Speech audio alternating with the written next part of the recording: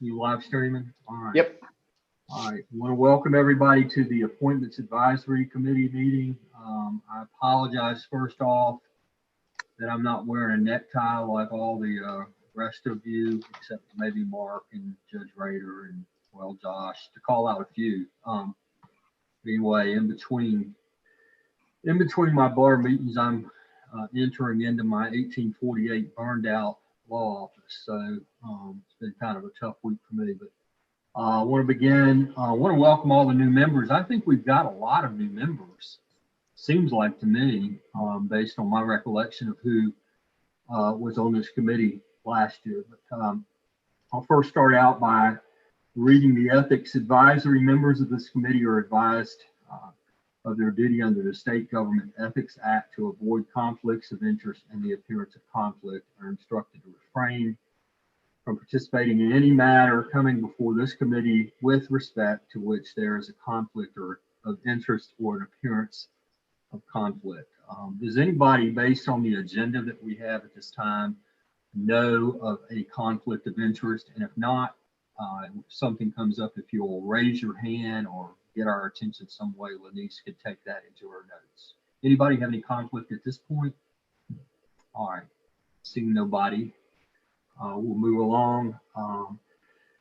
Just for those of you who are new to the committee, we keep a running list of not only current board members and commission members that we have appointment authority over, but in that list, and they're in your materials, you'll see our attempt to give some demographic information about those individuals in our effort to make consider diversity when we are making appointments. And diversity not only include race, sex, gender, but also include geographical sometimes. So it's not always what we would consider in that area of diversity, but we also look at geography across the state.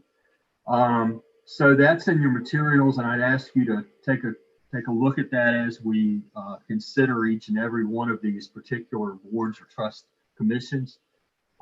We also have a roster of individuals who have indicated a willingness to serve on boards and commissions that we give appointments to.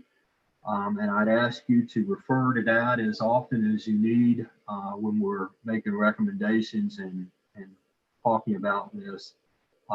Those are also we made attempts to show demographics of those individuals also where we could. And Lenise, thank you, Lenise, for your efforts in trying to do that. I know that's difficult sometimes, but I think you've done a great job at it.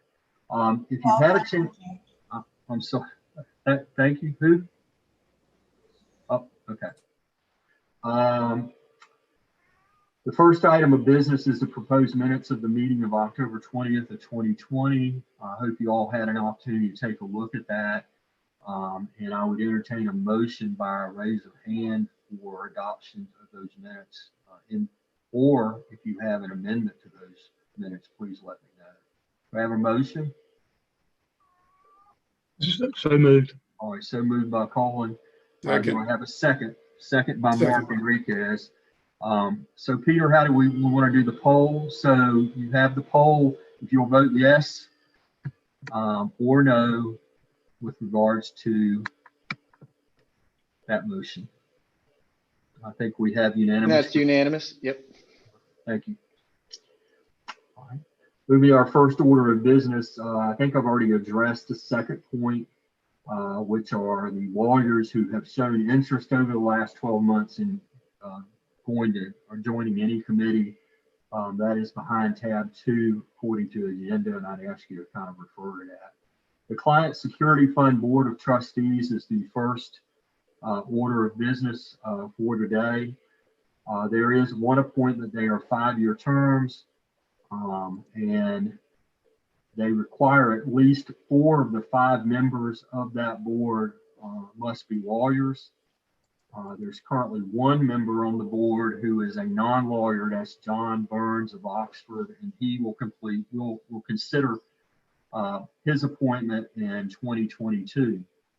So at this point in time, we have Judge Calvin Murphy, a lawyer in Charlotte, who is not eligible for reappointment. And we would ask you guys to bring any names forward with regards to that position to replace Judge Calvin Murphy. This is Patrice Hennett speaking. Yes, ma'am. If I may. Yes, suggest, ma'am. Absolutely. Actually, I have more than one name, and I'll just sort of start the conversation here. And I don't know any of the people that I am mentioning. Number one is Kelly McCoy. And I noticed in her vitae, she oversees multiple trust accounts for her firm. And secondly is James Dorset, who had quite an extensive array of business interactions and managing what looked like fairly large sums of money for his clients and others. And quite frankly, there was a name in another category that I'm just dangling out there, just really to stir the conversation. And that's Kim Moore, who had her name on the list for Board of Law Examiners. But she's done, if you look at her vitae, she's done quite a bit of international work, and she appears to have had some experience in handling trust accounts, but that's not what she's asked to do, but she certainly looked qualified to participate. I don't know, but those would be my three names in the order that I suggested. Not necessarily in the order that I suggested. Okay. Thank you for entertaining my suggestions. No, that's exactly what we want. We want folks who can go through these resumes and pick out things that might be of importance on these important commissions. So, does anybody else have any comments about Judge Hennett's recommendations, or anybody else that you might recommend for these positions, or this position, should I say? Alice? I just would point out that in the addendum agenda that was sent to you, I believe yesterday, it included the resume of Erica Jones, who is a lawyer that I believe Dorothy recommended and may have actually spoken to directly about whether she might be interested in serving on the Client Security Fund Board of Trustees. I think many of you will recall that at the October meeting, we actually had this vacancy before us. The observation was that of the existing people on the Client Security Fund, I believe they're white. They're all white. The 4 remaining people are all white, and I think it's 3 men and 1 woman. And so there was some sense that maybe we need to try to work on a little bit on the diversity there.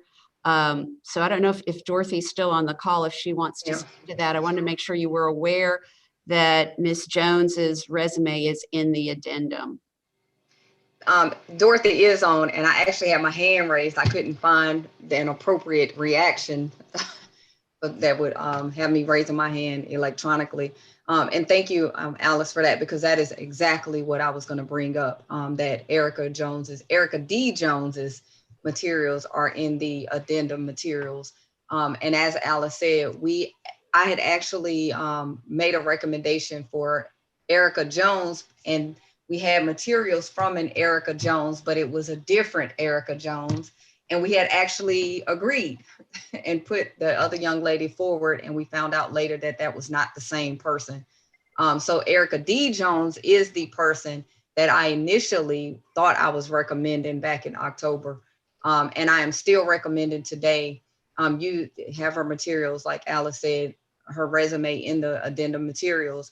And she is, as I said before, graduate of North Carolina Central University School of Law from 2002. She's run her own practice.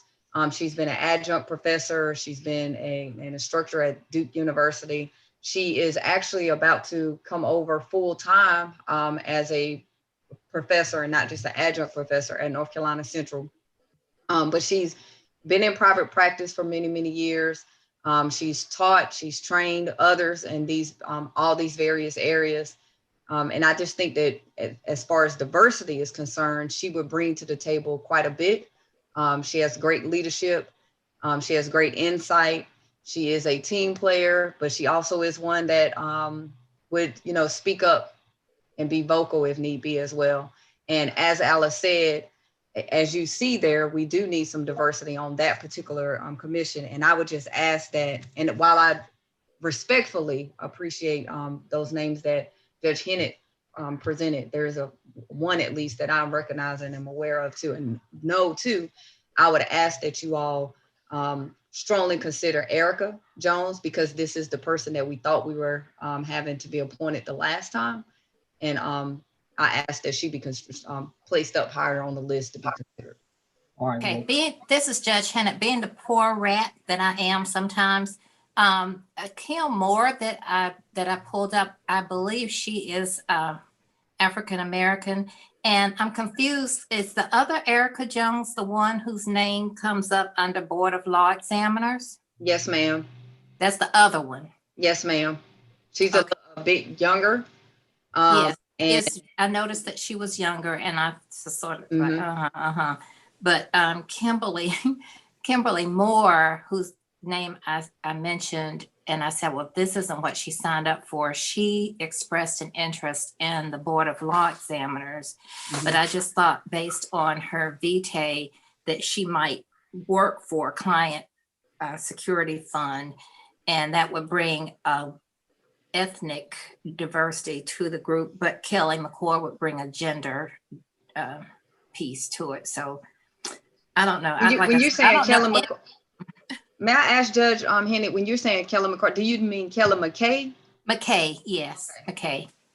Sorry. Yeah, Lenise, if you could just tell us, I know that in 22 we have the public member coming up, but do we have any openings in the client security fund coming up in the next, for the rest of this year or next year for attorneys?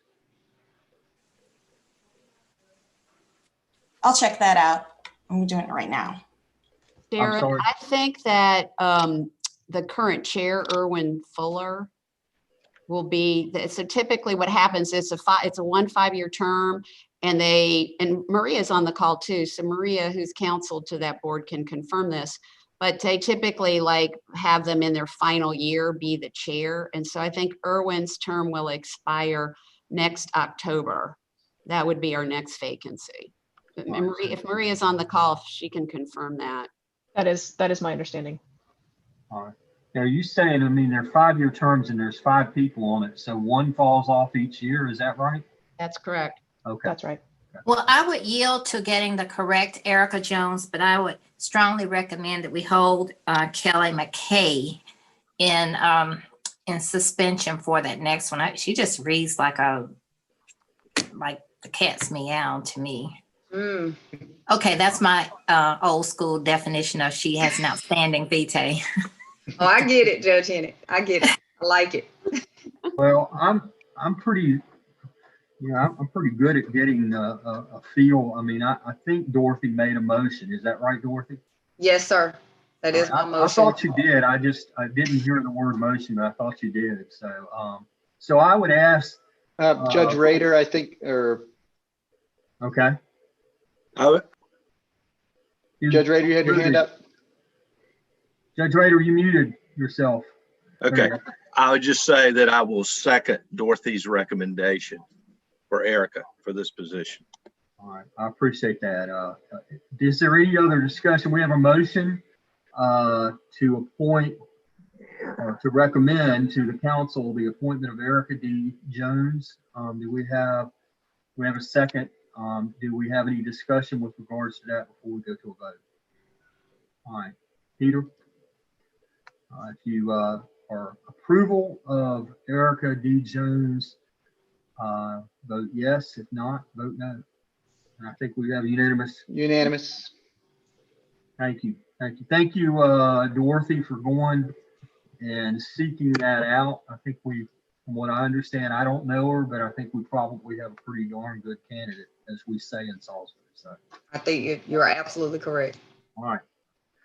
All right. I wanted to also, Alice pointed out, because I'm never very good about addendums, because they just come at whirlwinds sometimes. We do have, in item 2 of the addendum, we had another individual send in a resume indicating that they were interested in being on a board or commission, and that's Lee Davis Weddle. And his resume and letter are in the materials of the addendum. So just for everybody's information. The next matter before us is the Lawyers Assistance Program Board. This is I think there's several of us on here that have had some contact with the Lawyers Assistance Board in the past. I was chair, and I think Barbara, might have been chair at some point, but at least was on the board. There are 3 appointments to be considered for this quarter.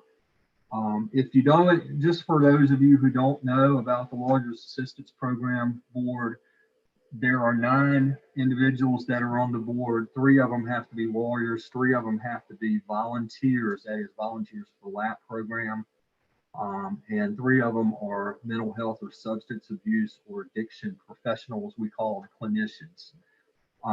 At this point in time, the 3 that are up for appointment is one of the counselor positions now held by Eben Rawls. And I think Robin was on the call. Robin, could you give us some idea? Eben is willing and able to Yes. take on and do a appointment. Is that correct? Yes, he is. All right.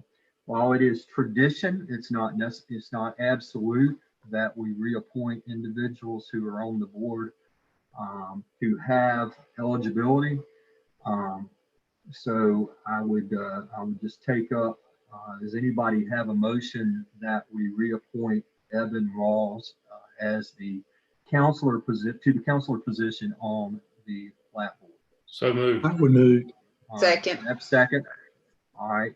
And all in favor of that, Peter, if you'll put up the poll vote yes. And I think we have unanimous consent of that also. All right, so Eben Rawls will be recommended to the Executive Council for reappointment.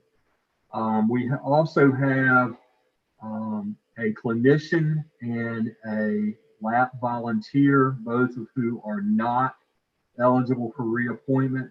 It is tradition that we ask boards such as the LAP board to make recommendations of individuals who might serve in these capacities, but especially the clinician and certainly the LAP volunteer. So I'm going to, as chair, recognize Robin just to introduce the individuals that the LAP board has asked us to consider. Sure. Thank you, Darren.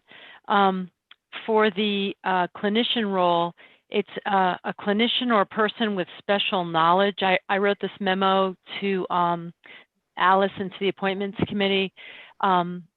With the clinician role, we're usually looking for someone, they can't just be a clinician. It can't be the conflict or appearance of conflict of anyone that we would refer work to. So that makes it a very limited universe for us. But the LAP is facing some certain challenges that the Virginia Lawyer Assistance Program just went through. And we have recommended that the director of the Virginia Lawyer Assistance Program serve in the role of the person with special knowledge. His name is Tim Carroll, and he was instrumental in helping guide the Virginia Lawyer Assistance Program through a 3 to 4 year transitional period where they got a fully designated funding stream for the first time in the program's history. And we just think that with what LAP is facing in the future, that might be a person with special knowledge who has a particular significant expertise to bring to that position, and this is his resume. And now with Zoom, he can attend.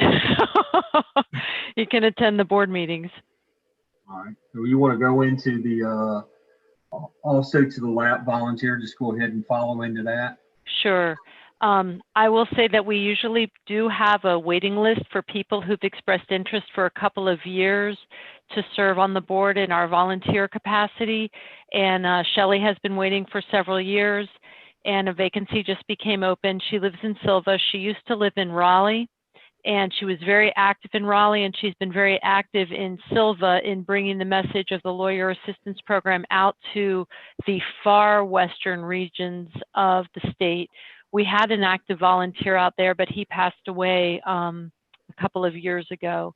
So we have a dearth of volunteers in sort of these far-flung, western rural regions.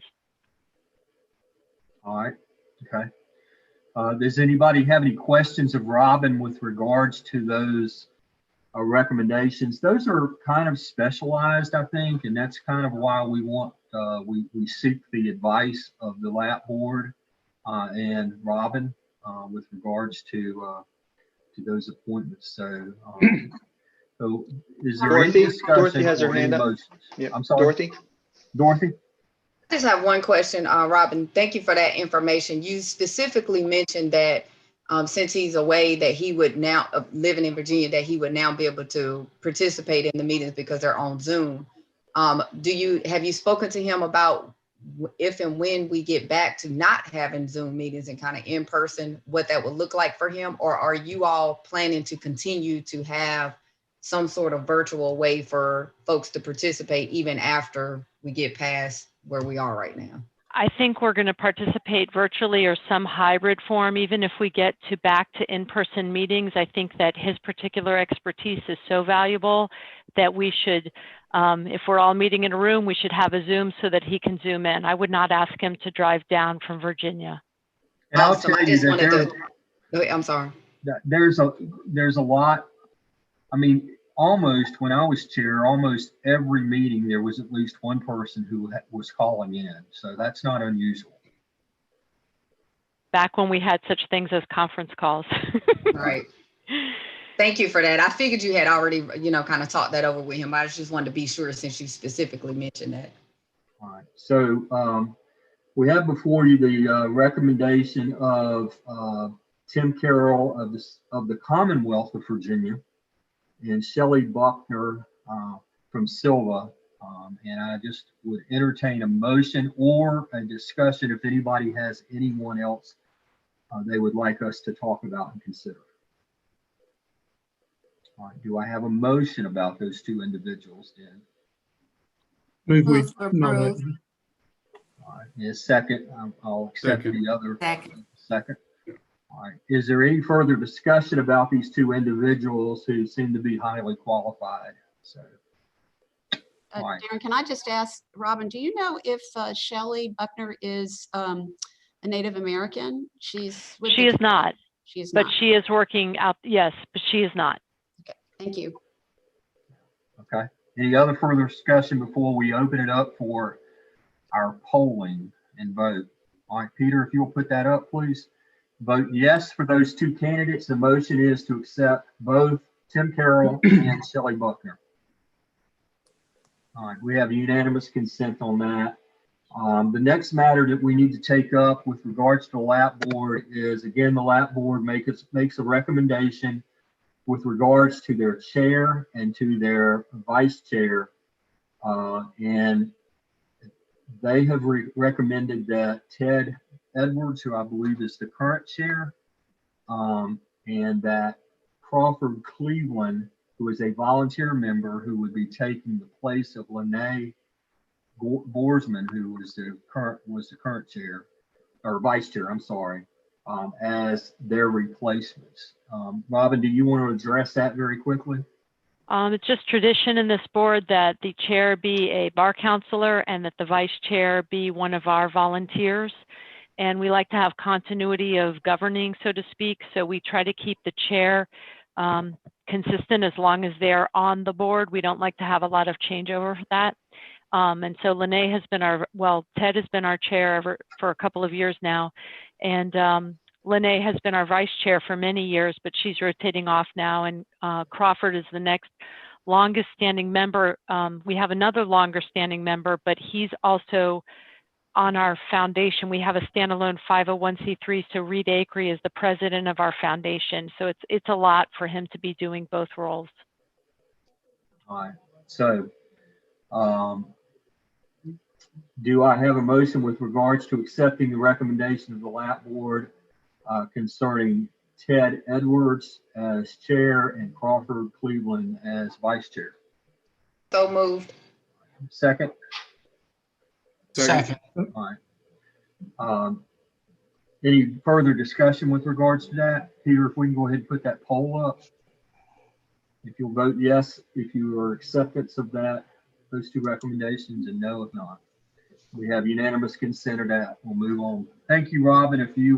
Thank you for all you do with the LAP board. We really appreciate that. And hopefully we'll move into another year and a better year whenever we're not all scattered all over the place. Thank you. Appreciate it. We're going to move into the Board of Law Examiners. There's one appointment. That appointment is their 3-year terms. With the death of Judge Erwin Spanauer from Concord this year, that has left a vacancy for his particular seat, and that would be for the appointee would be completing the remainder of his term. How long, do we know how long that is? They're 3-year terms. I don't know how much time is left Okay. in Judge Spanhauer's term. I'm sorry, Darren, I should know that, but I do not know. So there are 11 members on the Board of Law Examiners. Again, that is another one of the boards and commissions that make a recommendation to us with regards to a potential replacement. I would tell you on the addendum, there is another individual who has expressed some interest in that. Mark Hartman and Mary Stansel, their resumes are in the what part of the addendum agenda. I would tell you that the interest or the communication from the Board of Law Examiners is a recommendation that Ron Gibson, former president of the State Bar, be nominated or appointed to serve out the rest of Judge Spanauer's term. And I think Ron was on it before and resigned because of his wife getting a job in California, and it was causing, but he's back in North Carolina now. But that's the recommendation of that board. I would like to I'll listen to anyone or recognize anyone who'd like to be heard further on that. Got a comment? Yes, We'll sir. have, Joshua Malcolm, then Judge Rader. All right. So it's Joshua from down in Robeson County. For some of the folks that have been on this committee before, and I know they're earlier this morning, I appreciate the efforts toward diversity of ethnic and racial, but I also, as a rural guy, am always concerned that we're getting folks from across the state. With that being said, I know there's a name that this committee has discussed before, and that's Dayton Cole. Dayton Cole is from Boone. Dayton Cole served as the most distinguished general counsel in the UNC system for a number of years before he retired about 2 years ago. Dayton is currently, from what I understand, the interim GC at Campbell University as they seek a permanent general counsel there. Dayton Cole comes from a higher education background, working in Texas and in the UNC system, like I said, for over 2 decades. And I know this committee has discussed Dayton before, and I would suggest or recommend that we consider Mr. Cole for the appointment. I know that they can't be a state bar counselor or a law professor. I would assume that the GC would not prohibit him. What do you think, Alice? I don't think that's a problem. That Right. if he's counsel to the university in general, Yeah. Yeah, they're just, the Board of Law Examiners is just concerned about, law grads having some kind of advantage because they're known to a law professor. All right, I'd point out that Alice has checked and Judge Spainhour's seat. This is only an appointment essentially until October of this year. So there's certainly going to be an opening for that. Yeah, Darren, we have Judge Rader first and then I'm Cole, sorry. unless, yeah, okay. Well, I was just, I don't have anything to say about Dayton Cole. I've heard nothing but good things. But I was going to speak up on behalf of the Board of Law Examiners recommendation because I always look closely at that. And knowing Ron Gibson and the type of person he is, how well qualified he is, the fact that he does bring diversity, and the fact that he has been on the Board of Law Examiners for a period of time already, and as I understand it, is very familiar with their work and could hit the ground running, so to speak. I was going to make a motion to appoint or recommend that the council appoint Ron Gibson for this post. All right. Is that a motion? It Have a is second? a motion. It I'll is a second motion. it. I'll All right, second. we have a second, and then we'll have Colin open for discussion. Colin. But I was just going to, when Judge Rader said that, I was just going to say that I think this particular time, the Board of Law Examiners is getting ready to offer their remote law exam the first time ever in February, as I understand it. And so it's going to be a new procedure. And I know Ron has been there for years and done really good work. And I think having someone with that experience might be, at this particular moment, might be a really good thing for them. From his past work, I would just seem to think that he'd be well suited for this moment in time for the board. But that was my thoughts about it. All right. We've traditionally, while like I said, it's not an absolute, traditionally given deference to recommendations of the boards. Josh, I'd be happy to talk with you about your recommendation as to how they could position themselves better for that. But so we have a motion and a I second. have a question. Okay, I Yeah, just have we- a question, just a Yes, ma'am. question real quickly. Do we have any idea of when the next appointments would come up? Well, I mean, Judge Vacancies come Spainhour, up, other Yeah. than that one? I know that one is coming up, the one in Oh. October, but for the Board of Law Examiners, you mean? yes. I think Lenise might be able to tell us, or do we have a list of that in the materials? No, we don't, Darren. That's. I'm looking right now. There they are. Well, that's who's on there when their terms expire. We don't Right. have that listed. We can add that to the grid. Okay. Ron Baker will be the next one. Ron Baker's the next one coming off. When will that be, Yes, Lenise? that will be October 2021. Okay, Okay, so we've both got- of those will come up yeah, together. we've got two appointments coming up. Hey, Alice, can you do, like, for the next meeting we have of this, can we just see like for the whole year what the appointments are going to be? Sure. It just, Yeah, that would be neat. I appreciate that information, and I'm with Mr. Malcolm on his statements as well, but I am also very concerned about the diversity on this particular board. As you see, we don't have any, if I recall, I was looking at it, I don't think there's any African-American woman. And so I don't know if it's some conversation that could be had with the Board of Law Examiners to talk to them about, just some, if they have some names. I see some really good names in the group of persons that's interested in being on that particular board.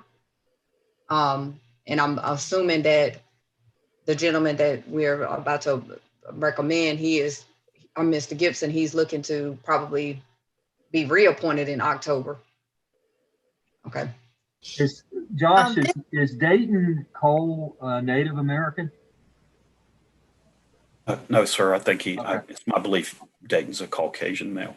Mm-hmm. This is Patrice Hennett. I believe that Ms. Moore is African American, and she has extensive. I sort of Googled her here while we've been talking, and she has over 20 years of experience. She's been an assistant DA in the second district, which would be Martin, Beaufort, Hyde, Washington, and Tyrrell County. She was born at Pitt County also, 3A.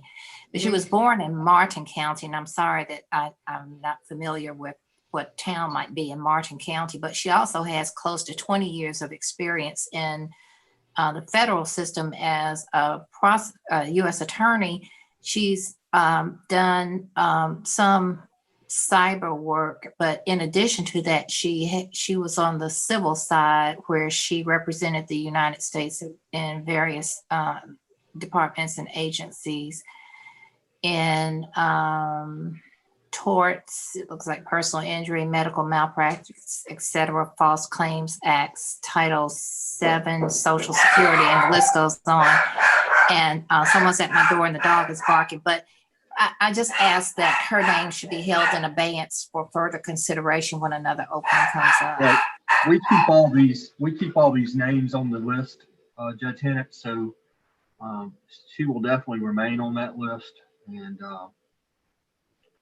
so we have a motion and a second. Do we have any further discussion with regards to the nomination of or appointment of Ron Baker or Ron Gibson to the Board of Law Examiners to fill out essentially 10 months left on Judge Spainhour's appointment? All right, we'll call that to a vote. Peter, if you'll put that up, please. Vote yes if you are acceptance of that recommendation, or no if you're not. I think that's unanimous. All right. So for those of you who aren't familiar with how this goes, our committee makes recommendations to the executive committee, and the executive committee is the one that passes on it to the council. So these matters will go before the executive committee on Thursday. And then hopefully we'll go on to the council meeting on Friday. We have upcoming appointments, and Barbara's made a really good suggestion of not only having a list of the appointments that are coming up in the next quarter, but we'll have one in the next quarter in April. We'll have a list of all of the appointments that are coming up in the next 12 months. That will be really helpful. And we'll also, Lenise will hopefully have all that information with regards to when the terms expire. Not that Lenise Yes, I do. will work. Yes, ma'am. Thank Yes, you, Lenise. I do. Not that you need any more work to do, but anyway, there's another log for the fire. So the next one's in April, we're going to consider is the Disciplinary Hearing Commission. We do have some appointments for folks who are eligible for appointment, but we have one who's not eligible for appointment. And we have some appointments to consider with some public members that the governor will hopefully be giving to us. The Inmate Grievance Resolution Board, that's an exciting committee. Everybody's just dying to get on it.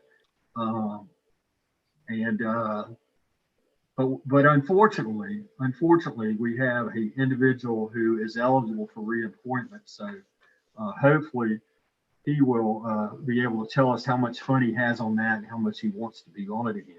The North Carolina Courts Commission is a 4-year term. We have a appointment that is eligible. Fred Parker is eligible for reappointment. And then the Legal Aid of North Carolina, there's one appointment to be made with Chris Clifton from Winston-Salem being eligible for reappointment. So that's our list of work. That's your homework for the next quarter. And I think somebody wanted to talk. Yes, sir. Judge Collins. It looks like the upcoming appointments, there's really only one in play unless we vary from custom, and that would be the Disciplinary Hearing Commission. It seems like if they're doing a good job, they stay on there, and I'm fine with that. But looks like we really got one to debate next time. Yes, sir. I agree. And typically, most folks enjoy their work and want to be reappointed. So, And with all the money they make off of it, I mean, who wouldn't want to be appointed on these volunteer committees? So, I mean, that's why I do what I do. So, all right. Is there anything else to come before this committee? I really appreciate your hard work and your willingness to stay on this Brady Bunch, or for us old guys, Hollywood Square style of doing things. I was going to take Peter Bolak for the block, but some of y'all probably don't even remember that. So, Well, Darren, Brady Bunch makes you old too. yeah, well, thanks, Peter. I'll vote for your demotion later. So, all right. Well, thank you. And I think we have other committee meetings to attend to. Thank you.